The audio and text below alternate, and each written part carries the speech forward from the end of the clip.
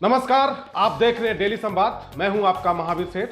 हम आज बात करेंगे जालंधर लोकसभा उपचुनाव के बारे में। जालंधर लोकसभा उपचुनाव क्यों होने वाले हैं, आखिर जालंधर लोकसभा की सीट क्यों खाली हुई। जालंधर लोकसभा सीट का उपचुनाव कांग्रेस और आम आदमी पार्टी के लिए प्रतिष्ठा का सवाल बन गया है। हालांकि अभी उपचुनाव का ऐलान नहीं हुआ है, मगर तैयारी सभी राजनीतिक पार्टियों ने शुरू कर दी है।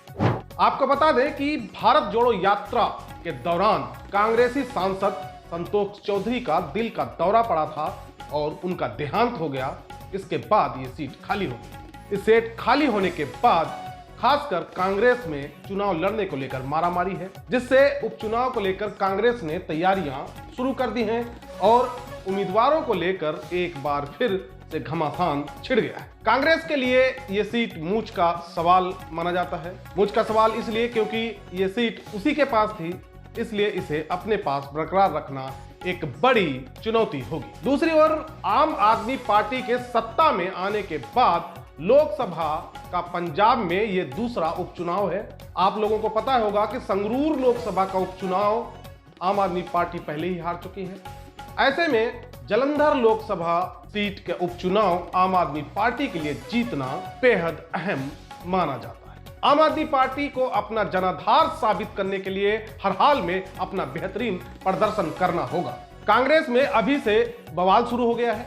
उपचुनाव को लेकर कांग्रेस दो फाड़ हो गई है। बताया जा रहा है कि जालंधर के लोकसभा उपचुनाव को लेकर पूर्व मुख्यमंत्री चरणजीत सिंह चन्नी और संतोष चौधरी की पत्नी का गुट आमने सामने हो गए हैं।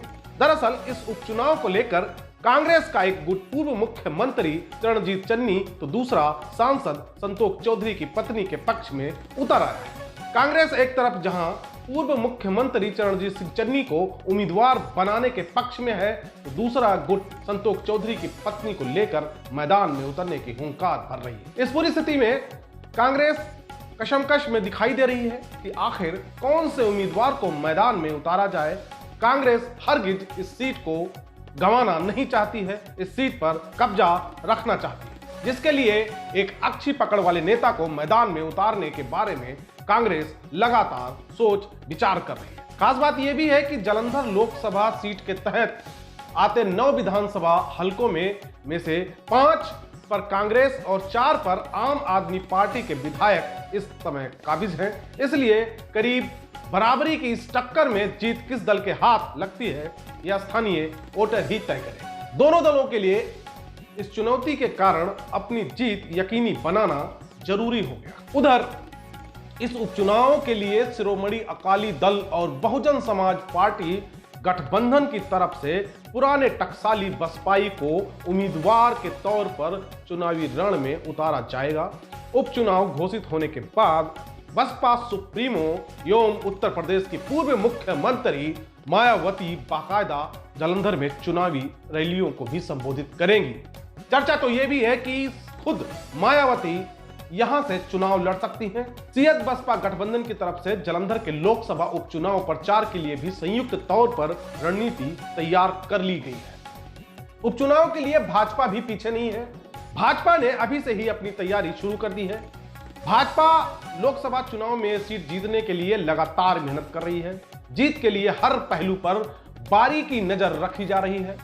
इतना ही नहीं, अब तो एक केंद्रीय मंत्री की भी नियुक्ति कर दी गई है, जो चुनाव के दौरान हर पहलू पर नजर रखेंगे और पार्टी को जीत दिलाने के लिए रणनीति बनाएंगे और उसे जमीन पर उतारेंगे। भाजपा के प्रदेश अध्यक्ष अश्विनी शर्मा ने जालंधर लोकसभा उपचुनाव के लिए प्रभारी और 2 सह प्रभारियों की नियुक्तियां की है।